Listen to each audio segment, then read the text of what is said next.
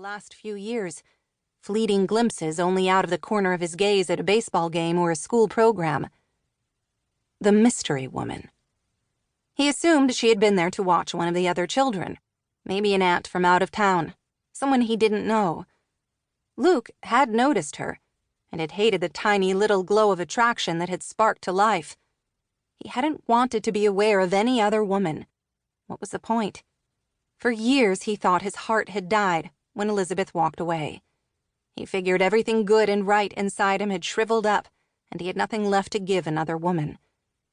Despite his anger at himself for the unwilling attraction to a woman he could never have, he had come to look forward to those random glimpses of the beautiful mystery woman who wore sunglasses and floppy hats, whose hair was a similar color to his wife's, but whose features were very different.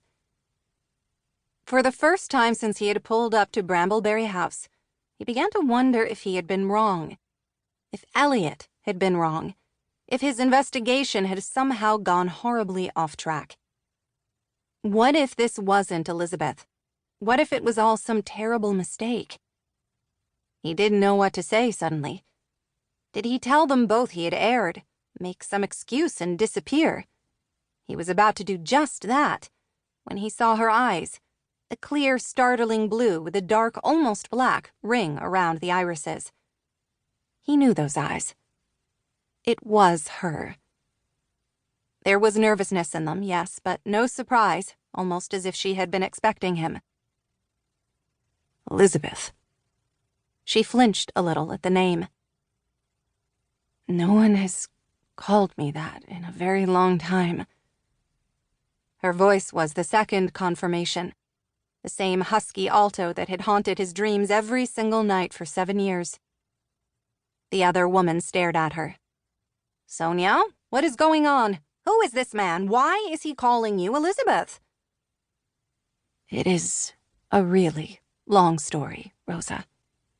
He says he is your husband. He was, a long time ago. The anger simmered hotter, flaring up like a controlled burn that was trying to jump the ditch. He did his best to tamp it down. He would not become his father, no matter the provocation. I'm still your husband. Nothing has changed.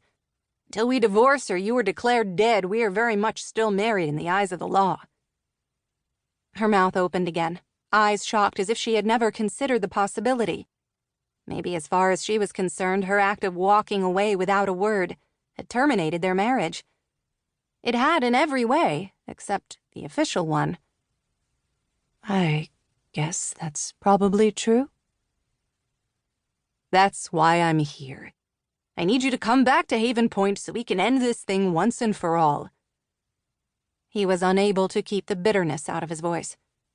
It shouldn't be that hard for you. You know the way. Apparently you've been back to town plenty of times. You just never bothered to stop and say hello to me or your 2 children. Her skin, already pale in the weak December afternoon light, seemed to turn ashen, and Luke was immediately ashamed at his cruelty.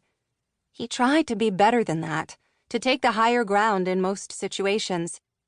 He was uncomfortably aware that this unwanted reunion with his long-missing wife would likely bring out the worst in him. The other woman looked shocked.